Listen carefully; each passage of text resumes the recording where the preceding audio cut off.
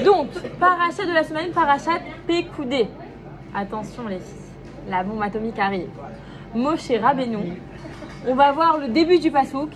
Vele Pekoudé à Mishkan, Mishkan à Edout, Asher Poukad Alpi Moshe. Moshe, les filles, qu'est-ce qu'il a fait? Il a dit ça y est, le Mishkan il est prêt, attention Hachem arrive.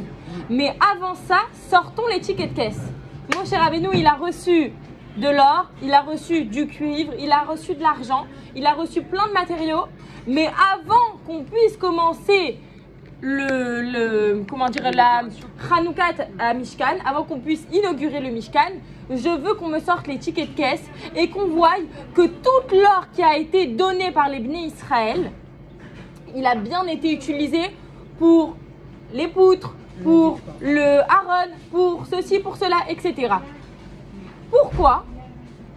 Parce que on voit dans la parachat précédente, le Midrash Tanchuma, il dit qu'un petit groupe de personnes était passé devant Moshe Rabbeinu et avait dit: ah, vous voyez le fils de Amram là-bas? Vous le voyez? Son cou, on dirait qu'il a grossi. Peut-être qu'en fait, il s'est enrichi avec l'or qu'on lui a donné. Imaginez-vous, guys, l'homme qui t'a transmis la Torah d'Hachem, l'homme qui t'a fait sortir d'Égypte, bien sûr, à travers la force d'Hachem, tu as un doute que peut-être il a pris cet or-là pour lui, que peut-être il a pris cet or-là pour sa famille. Attends, il donne sa vie pour toi. Boker Tov, il donne sa vie pour toi.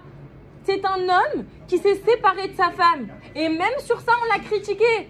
Pourquoi il s'est séparé de sa femme, Moshe Rabbeinu? Pour pouvoir être plus présent, pour pouvoir être connecté encore plus avec Hachem, pour pouvoir donner au peuple. Et même sur ça, la bouche, elle n'arrive pas à tenir. Même sur ça, on va essayer de voir le mal en Moshe Rabbeinu. Ça m'a traumatisé. Dimanche, je commence Chumash du jour, j'ai dit mais attends, j'avais jamais lu cette perception, Chumash.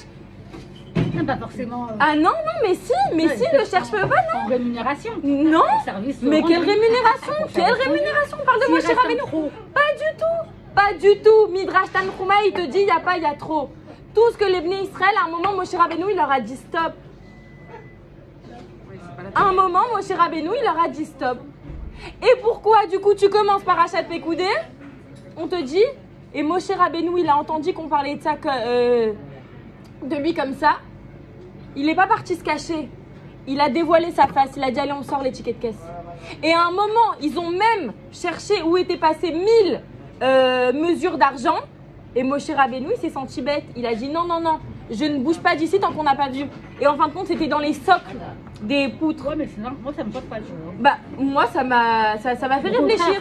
Ça m'a fait réfléchir de me dire qu'en vérité, la transparence, et parfois poser des questions, c'est intéressant. C'est intéressant. Parce que quand Moshe Rabbeinu, le premier dirigeant et le premier qui a fait, entre guillemets, une collecte, un allodon, un charidi, il te montre exactement où cet argent est passé, ben ça te prouve une certaine transparence et une certaine intégrité. Je suis intègre. Je te demande 1 euro pour les frais de la communauté. Je veux te montrer que c'est la parochet qui en a bénéficié. C'est les poutres et le mur, etc. Ça, c'est le premier renseignement que j'ai pu voir dans cette paracha. Et si un dirigeant, il a été honnête, il nous a montré que pas il est parti se cacher, mais au contraire, il est venu et il a sorti exactement chaque chose qui a été prise, pourquoi elle a été utilisée. Nous, aujourd'hui, quand on demande, et on sait très bien, chacune dans son business, chacune dans comment elle travaille, que non, t'inquiète, je l'ai payé 20 euros ce truc-là, mais en fin de compte, tu l'as payé 2,50 et vous savez, je raconte pas souvent des choses par rapport à mon mari, mais une fois, il fait des tefilines et des mezuzot. Mais une fois, quelqu'un lui a vendu un boîtier, mais vraiment pas cher.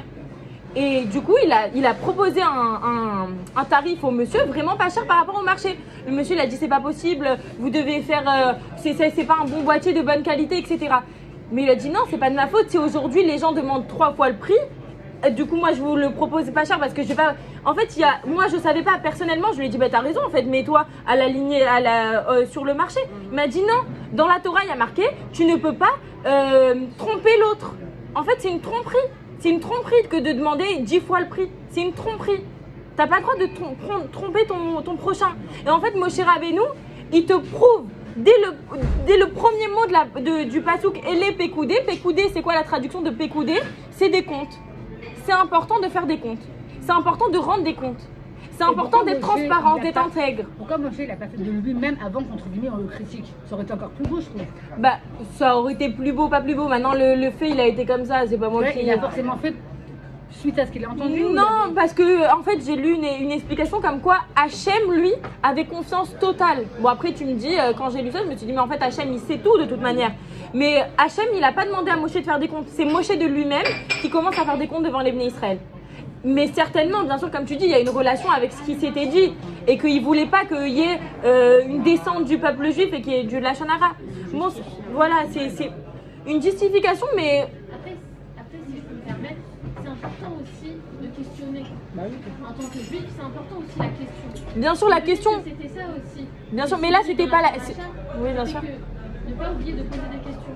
Et c'est ça qui génère après le fait de... C'est ça, complètement. Mais là, en fait, la chose qui m'a le plus choquée, on va dire, c'est que du coup, le Midrash Tanchuma, il te dit que concrètement, on a critiqué Moshe. Imagine Moshe Rabbeinu, il donne sa vie entière. Il demande rien. Il est là, juste avant, il se sépare, ou juste après, je sais plus, il se sépare de sa femme. C'est quand même quelque chose de se séparer de sa femme, de prendre le poids. Il est monté sur le Har Sinaï et il se bat. Il dit à Hachem, non, efface-moi de ta Torah si les Bnei Israël. Et après, il entend qu'on parle mal de lui. Imagine-toi, même si c'est l'homme le plus intègre, on dit que Moshe Rabbeinu c'était le plus humble. Imagine-toi la peine qu'il peut avoir. Imagine-toi, genre, attends, moi je donne ma vie, je me sacrifie, je prends toutes les erreurs sur mon dos, je suis absent, je suis juste un lien entre Hachem et les Bnei Israël. Et il parle comme ça de moi. Moi, c'est surtout ça au début qui m'a touchée, on va dire. Je me suis dit, en fait, peut-être aujourd'hui, dans nos communautés, etc., il y a des dirigeants de communautés qui ressentent ça.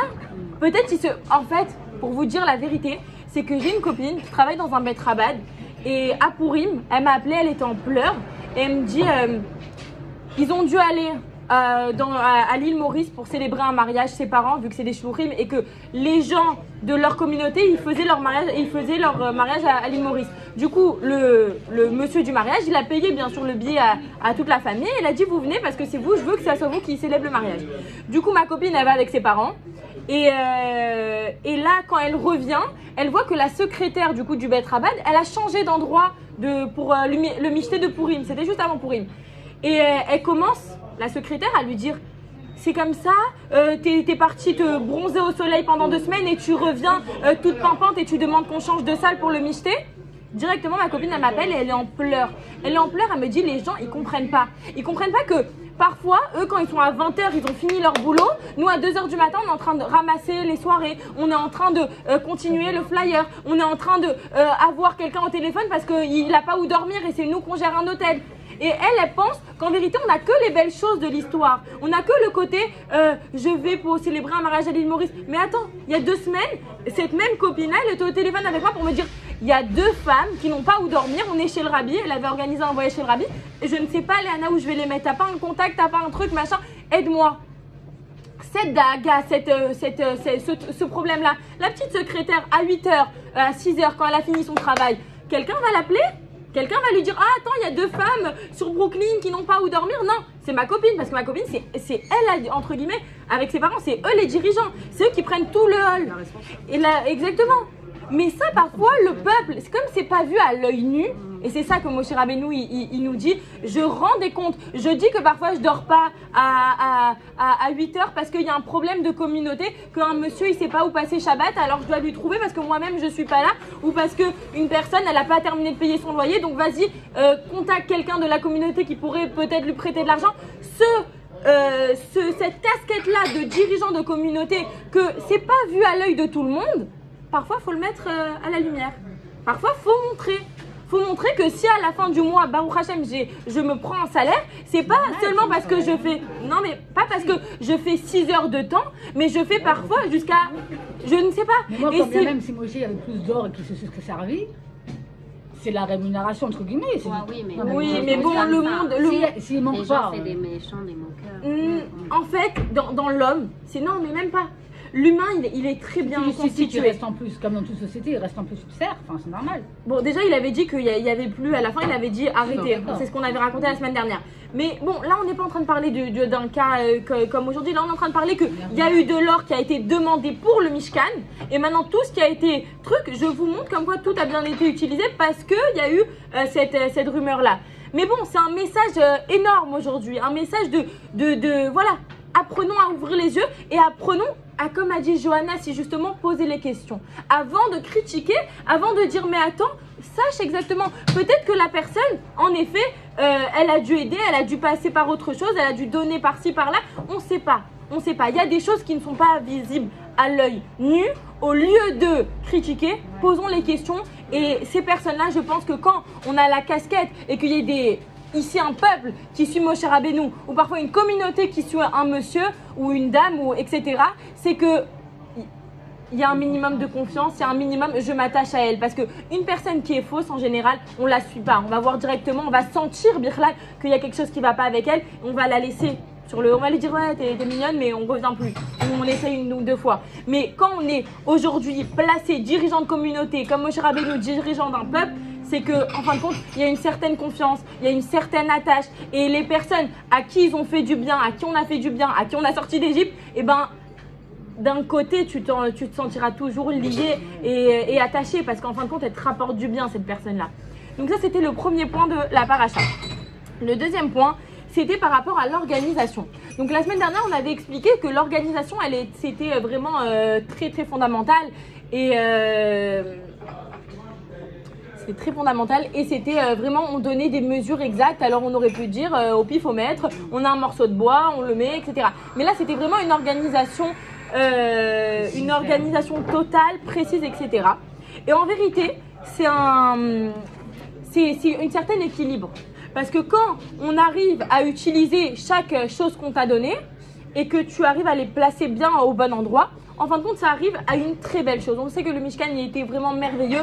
Nous, on voit des photos aussi du Beth Amikdash. On voit que c'était vraiment une belle architecture. C'était parfait.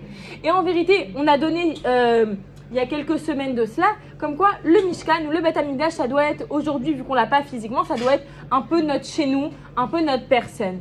Et ça m'a fait réfléchir à un point intéressant. Donc peut-être que ça va dévier, mais je pense que c'est toujours intéressant d'en discuter. Et c'est vraiment un travail que j'ai essayé de faire parce que c'est pas du tout ma personnalité, l'organisation, pour celles qui me connaissent un peu. L'organisation, c'est quelque chose sur quoi on doit se tenir, sur quoi on doit se fixer des objectifs, sur quoi, voilà. Mais en tout cas, lorsqu'on voit une telle organisation dans le Mishkan, ça nous apprend un petit peu à nous aussi, dans notre vie de tous les jours, à avoir un équilibre. À avoir un équilibre entre le travail et la famille. Parfois, il y a des personnes, elles sont au travail toute la journée, mais en fin de compte, elles ont que leur fils ou leur fille malade, etc. Et du coup, le boss, à la fin de la journée, il lui dit, mais attends, en fait, moi, je te paye, certes, t'as une vie de famille, etc. Ou parfois, à l'inverse aussi. On est complètement avec notre famille, mais on fait que de répondre au téléphone parce qu'on nous appelle toute la journée, parce que voilà, il faut que je réponde rapidement. Le Mishkan ici, il te montre qu'il y avait un équilibre. Les Kohanim, vous savez qu'il y avait un tourne, et il y avait un round. Ça tournait. Parfois c'était tel Kohen, parfois c'était l'autre Kohen. Il n'y avait que le Kohen Gadol qui était toujours le même. Mais ce qui est intéressant de savoir, c'était que les autres Kohanim, sinon ils étaient profs, ils étaient rabbins entre guillemets. Mais c'était un roulement. Un roulement pour te dire qu'en vérité, tout est parfait, tout est organisé, tout est fait de façon vraiment organisée. Et ça nous apprend à nous aussi que dans notre vie, chaque chose doit être organisée. Donc on a parlé de l'équilibre travail et vie de famille, mais il y a aussi les obligations personnelles et des obligations collectives. Lorsque la chose m'est enjointe personnellement et qu'elle est enjointe à toute une communauté, c'est pas la même chose. Mais à quelle mesure je vais le prendre, ce fardeau sur ma tête, à ce point-là de oublier que ma fille elle a 42 fièvres et que je dois aller m'en occuper, ou la communauté a besoin de moi et du coup ma famille parfois je la mets de côté. Non. Tout un équilibre. Tout doit être une histoire d'organisation. Tout ce que je fais doit être fait de façon épanouie. À chaque fois, je mets vraiment ce mot, que ce soit dans Torah, Mitzvah, dans notre vie de famille, etc. La Torah, c'est un moteur d'épanouissement. Si on nous parle de comment on va aux toilettes, de comment on a des relations, de comment on se marie, de comment on coupe les cheveux à notre fils, de comment on doit s'habiller, c'est parce que notre Torah, c'est une Torah de vie. C'est une Torah d'organisation spirituelle. Mais une organisation spirituelle que j'accepte pour pouvoir m'alléger, pour pouvoir me sentir bien. Parce que si je suis organisée, que j'ai ma Torah, que je sais exactement où je vais, que j'ai un objectif de vie, alors à ce moment-là, ma vie en vérité, elle est plus légère. Et vous savez, ça, j'en suis sûre que vous allez être d'accord avec moi, mais quand on organise une journée, ça permet quoi? Ma petite blague du moment, c'est de ne pas se prendre des claques. Parce qu'en fait, tu penses qu'à 18h, allez, bon, j'essaye de leur donner à manger. Donc, tu n'es pas sûr de toi que tu vas leur donner à manger. J'essaye. Donc, j'essaye de leur donner à manger. Du coup, vu que je suis même pas sûre de moi que c'est le moment de donner à manger, ils crachent. Du coup, allez, j'essaye de les mettre à la douche. Bon, j'essaye de les mettre à la douche. Non, du coup, ça court de partout. L'autre, il tire les cheveux de l'autre, machin. Et j'essaye. Du coup, c'est des claques, je prends. Alors que si, je sais qu'à 18h, c'est le repas. À 19h, c'est la douche. À 20h, tout le monde est au lit. Et je suis sûre, comme un colonel de guerre, et qu'à 9h, je ne commence pas ma journée si j'ai pas fait ma tefila. Attention, il est 9h, j'ai pas fait ma tefila. Attention, attention, attention. Je suis le capitaine de ma vie. Si quelqu'un veut être capitaine, très bien de la sienne. Moi, je sais exactement c'est quoi mes steps dans ma vie. Et plus je suis sûre de moi, plus la personne en face de toi, ok, bon, ça va. Vous savez, quand quelqu'un vient te voir et te dit, non, mais là, tu sors. Non, mais en fait, tu sors. Alors que si quelqu'un dit, est-ce que vous pourrez sortir? Non, en fait, non, je suis très bien, pourquoi? Tout dépend de la sûreté que tu as dans tes propos, dans ta vie, dans ta confiance en soi. Mais tout cela, on peut l'avoir que si on a une organisation. Si moi, je commence à douter de moi-même, pourquoi tu veux que la personne en face de toi, elle soit sûre de toi? Pourquoi? Toi-même, tu es en questionnement. Donc ça, on l'apprend de la façon où le Beth Amikdash, c'était une organisation parfaite. Eux, c'est plus leur temps de servir, allez hop, à l'école. Eux, ils sont les Lévim, ils chantent. Les Kohanim, ils font les corbanotes, ils font le corban, etc., etc. Chacun est à sa place, à son moment et en son temps. Donc nous aussi dans notre vie, savoir prendre chaque chose au bon moment. Si maintenant la chose elle doit être faite tout de suite, je n'attends pas demain. Et en plus on se débarrasse. Ça c'est Johanna qui m'a dit. Si on fait tout de suite, on se débarrasse de la chose. Voilà, ce qui n'est fait n'est plus à faire. Très bien. Et en fin de compte, les filles, on continue avec une petite touche de Torah. C'est que si j'ai une excellente organisation et que chaque chose est dans un planning, bon bien sûr on va pas devenir des frappés si maintenant il y a quelque chose, voilà, on n'est pas des robots non plus, mais avoir une bonne organisation, ça va nous permettre de voir l'avenir, bien sûr, mais ça va nous permettre aussi de pouvoir placer Akadosh Baruch Hu. Pourquoi? Parce que si maintenant je sais que le matin je me réveille à 7h, parce que c'est moi qui décide de me réveiller à 7h, et que les enfants je les réveille à 7h20, j'ai le temps de faire Netchilat Yadayim en soufflant, m'asseoir avec mon café, faire mes brachot. Pas plus. Ou si je sais que les enfants je vais les récupérer à 4h, à 4h05 je fais Mincha. Et grâce à cette organisation de mon temps, je peux mettre de moi-même, prendre un moment pour Hachem, un moment pour faire une des doutes, pour parler à Kadosh Baruch Hu, un moment pour écrire un petit texto à mon mari, un petit moment pour préparer un petit goûter à mes enfants. Mais ça, c'est seulement, et je le dis, mais je nous le dis, je l'intègre en même temps, c'est quelque chose qui va nous aider à avoir vraiment du temps pour nous, du temps pour nos enfants et ne pas se prendre des claques dans notre vie. Donc, est-ce qu'on est les plus fortes? On va y arriver. Ok? Allez, mission. Un temps pour tout. Un temps pour tout, exactement. Parce que quand... ah oui, ça c'était intéressant aussi de le voir, c'est que si on n'a pas des priorités et on n'a pas un ordre, et ben on va aller au plus facile. Et le plus facile aujourd'hui, c'est cet appareil-là. Vous voyez? Parce que c'est facile. Il a mis un emploi du temps, cette petite chose, tu peux l'ouvrir, tu peux scroller et tu peux rester des heures dessus. Il va pas te dire, ah non, mais ça y est, je peux plus parler avec toi, là j'ai un rendez-vous. Non, lui, il est dispo toute la journée. Les mails, ils sont dispo, Instagram, il est dispo, tout est dispo. Mais par contre, un moment de qualité que j'ai décidé de prendre et de lire ou de boire mon café ou de boire mon thé, l'eau méchane et d'aller prendre une douche, ça par contre, non, ça il faut le fixer. Parce qu'après je vais me dire, ah non mais ils vont se réveiller les petits. Ah bah t'as vu, 5 minutes avant, si j'étais pas sur mon téléphone ou si j'étais pas... T'aurais pu aller à la douche, t'aurais pu commencer à cuire tes oignons. Donc c'est pour ça, cette organisation, à combien elle est primordiale, importante et voilà. Troisième point sur lequel je voulais arriver, c'était, on arrive à la fin de notre paracha, donc comme j'ai dit, paracha de Pekoudé, c'est Chazak, Chazak, Venit, Chazak, parce qu'après on va passer au Sefer Vaïkra, on termine Shemot et on arrive dans Vaïkra. Dernière petite Nekuda, c'était que on voit à la fin de la paracha que Akadosh Baruch Hu, il descend et réside dans le Mishkan. On a fait les comptes, on a vu que tout était là, tout s'est bien passé, etc. Fin de la paracha de Shemot, Hachem descend. Hachem réside parmi les Bnei Israël. Amen.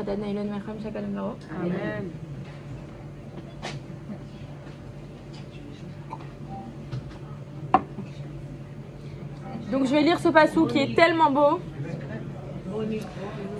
Vayechas et Anan et Aoel Moed ou Kfod Hashem Malé et Amishkan. Passouk Lamed Dalet de la paracha de Pekoudé du Sefer Shemot.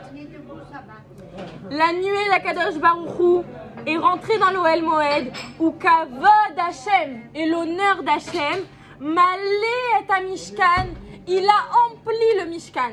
C'est quoi cette idée d'emplir quelque chose?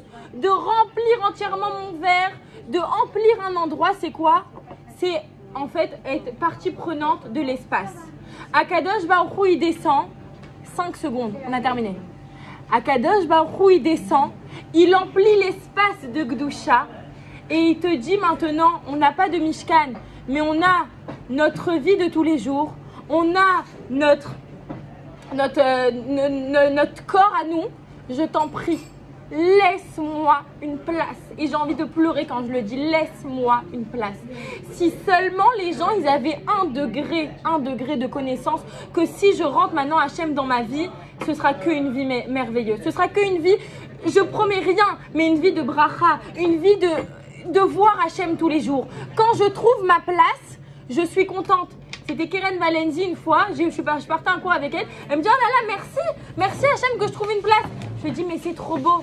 Quand tu arrives à ce niveau-là, bonne journée Jessica. Bisous, bye bye. Quand j'arrive à ce moment-là de savoir que chaque petit instant, parce que ce verre d'eau-là, il est devant moi, et parce que vous êtes toutes là aujourd'hui, c'est pas pour rien. C'est pas pour rien, c'est parce que Hachem, il a décidé que tu devais être là maintenant. Que tu devais écouter ses paroles. Et si je suis intérieurement sûre de moi que parce que là, je suis là maintenant à cet instant-là, c'est parce qu'Hachem il a décidé. Et parce que si j'ai ce mari-là, c'est parce qu'Hachem il a décidé. Et parce que si j'ai cette maison-là, c'est parce qu'Hachem il a décidé. Et que Hachem il veut le mieux pour moi. Alors à ce moment-là, je laisse Akadosh Baruch Hu rentrer en moi. Je le laisse diriger. Mais je vous donne la bonne nouvelle. C'est qu'Hachem, c'est pas le patron qui peut te rajouter 500 €. C'est pas ta mère qui peut venir te garder tes enfants. Hachem, c'est le maître du monde entier. C'est lui qui dirige tout. Ça veut dire aujourd'hui, il décide que ta fille est guérie. Tu n'y croyais pas jusqu'à l'instant T. Et ben lui, il peut faire que ta fille elle guérit en fait. Tu n'y croyais pas, tu pensais pas tomber enceinte là maintenant. Bientôt, je vous raconterai un miracle de merveille. Et ben là, elle tombe enceinte en fait. Parce que c'est lui, il a toutes les clés. Donc quand je suis emplie de cette Kidusha, quand je suis emplie de cette croyance que c'est Hachem qui gère tout, alors à ce moment-là, ben en fait, je vis ma best life. Parce que je sais qu'à chaque instant, j'ai les meilleures choses pour moi. Et je sais qu'à chaque instant, je vis ma meilleure vie. Et c'est tout en fait.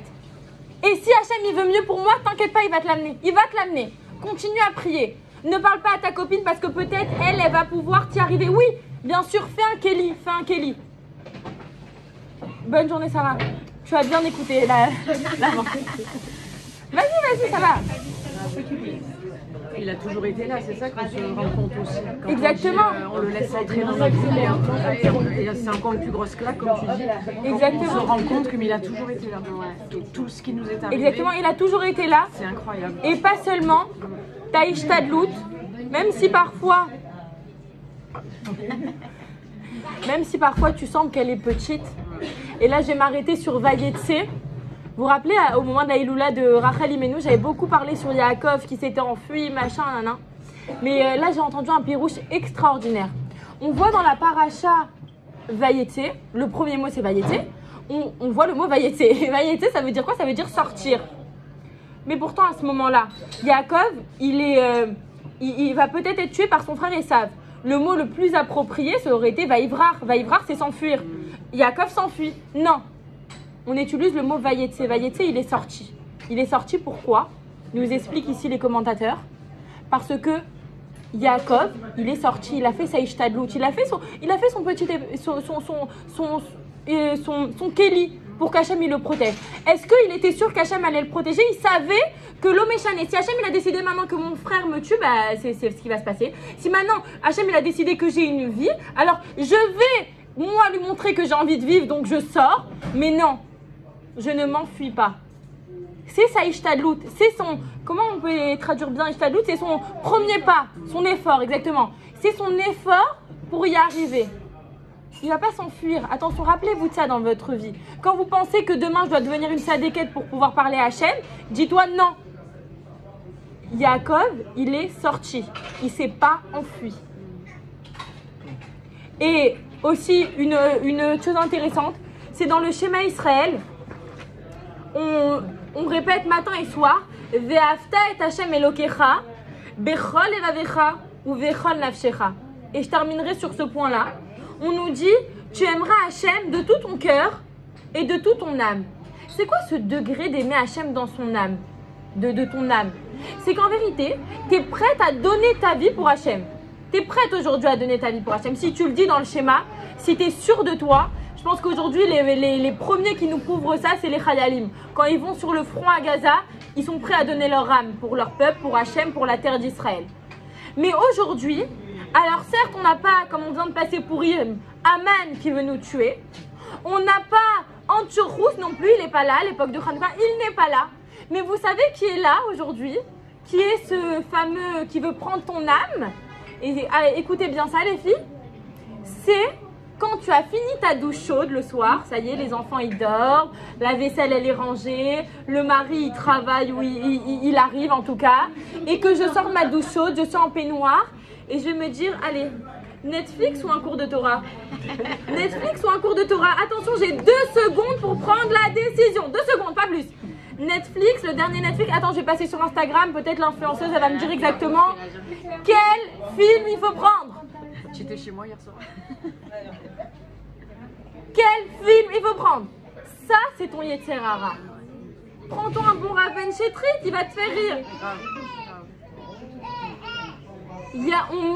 On manque de ressources, on manque de livres, on manque de cours de Torah. Non. Sachons, comment dire, switcher exactement. Sachons switcher et vraiment donner notre âme. Et aujourd'hui, on ne te demande pas de donner ton âme, de donner ta vie, mais on te demande de savoir prendre les bonnes décisions. Les bonnes décisions où ta neshama, elle sera protégée, où ta famille, elle va être protégée. Parce qu'il y a plein de gens qui viennent voir des rabbinim et qui leur disent « Ça y est, je suis en dépression, mes enfants, ils sont pas dans le chemin de la Torah, ma femme, elle limite, elle me regarde plus. Comment je fais ?» Le rav, il lui dit « Attends, où tu étais il y a 2 jours ?» Ben ouais, j'étais au casino, j'étais à la boîte de nuit. Ah, et alors maintenant, tu veux que ta femme, elle soit là et que tes enfants, ils soient là. Ayons une certaine ligne directrice. Et ça revient dans le sujet juste avant de objectif, organisation. Si je sais que mon objectif, elle est que ma famille soit pure, que ma famille, elle soit belle, que ma famille, elle soit intègre, que ma famille, elle soit pleine de bonnes midotes, de bons traits de caractère, eh ben, je peux pas les mettre dans une poubelle et leur demander d'être des rois. Je peux pas. Je peux pas. Les gens, ils demandent une récompense pour l'effort qu'ils n'ont pas fourni. Si on fournit un travail, on mérite un salaire. Si moi, aujourd'hui, je me pose à 21h devant un film, je peux pas demain matin chanter Modéani le matin. Non, je peux pas. Non, je peux pas. Il faut qu'il y ait une certaine construction, des bases qui nous permettent d'avancer, qui nous permettent d'être encadrés, qui nous permettent d'évoluer. Après, encore une fois, comme je le répète à chaque fois, l'effort, il peut être aujourd'hui, et il doit être aujourd'hui, pardon, on sort d'un cours de Torah, on doit faire un effort. c'est notre ishtadlout, notre premier pas vers Hachem. Mais encore une fois, on ne demande pas d'être la première rabbinite high level demain matin. On te demande de rajouter un peu de lumière, et un peu de lumière chasse énormément d'obscurité.